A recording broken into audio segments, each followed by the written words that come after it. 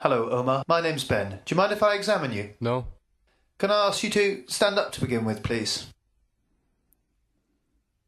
Please, could you take some steps towards me, turn around and walk back? Observe the gait, looking for symmetry and smoothness. Now, could you just lift up your shorts for me? From the front, look to see if the stance, shoulders and pelvis are straight. Is there deformity of the hip, knee, ankle or foot, or any muscle wasting? Assess the straightness of the spine and the bulk of the gluteal muscles. Note any scars, sinuses or skin changes over the joint.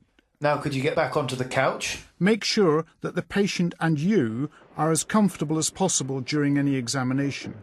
Adjust the height of the couch if necessary. I'm going to lie you flat. The hip joint itself is not directly palpable. Rest your head back. Just going to feel over your hips. Let me know if it's sore. The greater trochanter may be tender in trochanteric bursitis. Although not shown here, the lesser trochanter and ischial tuberosity can also be palpated. Hip movements are tested passively. Take care to isolate the joint being tested. When testing flexion, the left hand is placed against the sacrum to detect any flexion at the lumbar spine. And the same with the other side? Lumbar spine flexion can contribute to apparent hip flexion, masking limitation. Normal range of flexion is from the neutral position here to 120 degrees. Now I'm just going to bring your leg out to the side. Let me know if it's sore. Again, use your left hand on the opposite iliac crest to stabilize the pelvis and isolate hip movements when testing abduction and adduction. And we'll repeat the test on the other side. Abduct the extended leg until you feel the pelvis start to tilt. The normal range is 45 degrees. Test adduction by moving the extended lower limb medially over the other one. The normal range is 25 degrees. Just relax your leg. Test rotation of the hip first with the leg in extension. Roll the leg on the couch using the foot to indicate the range of rotation. And relax. The normal range is 45 degrees in each direction. Painful or restricted rotation movements are common in osteoarthritis of the hip. Just going to bring the leg up again. Rotation is also tested with the hip in 90 degrees of flexion.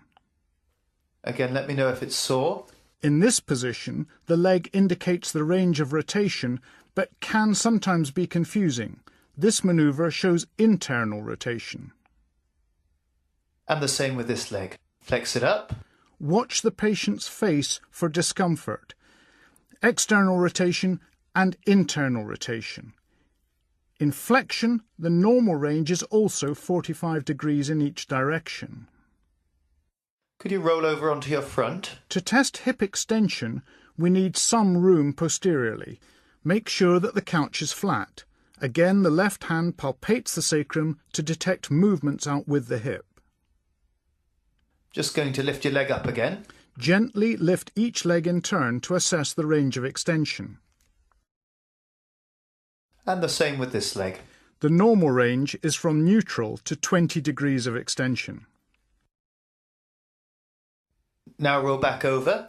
Now we show the special tests, starting with the Thomas test for fixed flexion deformity or limited extension. My left hand underneath. And again, can I put my arm under your leg? Flex both hips up as far as possible and feel that the lumbar lordosis is eliminated. From this position, we're testing the left hip. Now straighten your left leg and put it flat down onto the couch. Keep the non-test hip and the lumbar spine flexed while the patient extends the other limb. And we'll do the same on the other side. Let me pop my hand under your back and bring your legs up. Inability to get the test leg flat onto the bed indicates a flexion deformity. And bring your right leg down, flat onto the couch. Remember that extremes of hip movement may risk dislocation of a total hip replacement.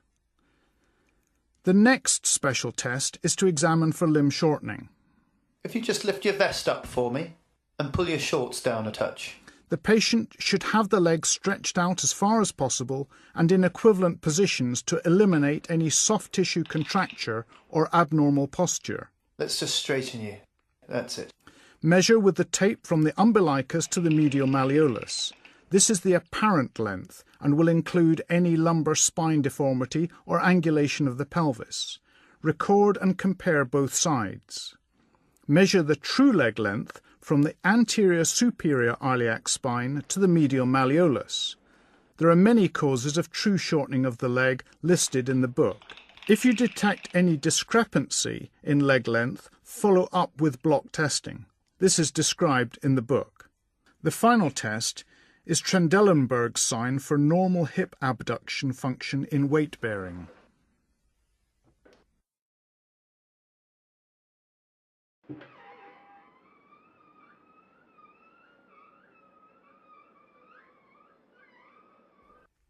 Can you just stand up for me, Omar? Standing on one leg, the opposite iliac crest normally rises because of abduction of the weight-bearing hip by the gluteal muscles. Now I'm going to ask you to stand on one leg.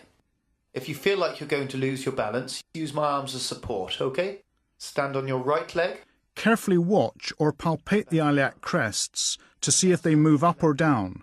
It may be necessary to hold the posture for 30 seconds to demonstrate early gluteal fatiguing, and there are many other causes of a positive Trendelenburg sign.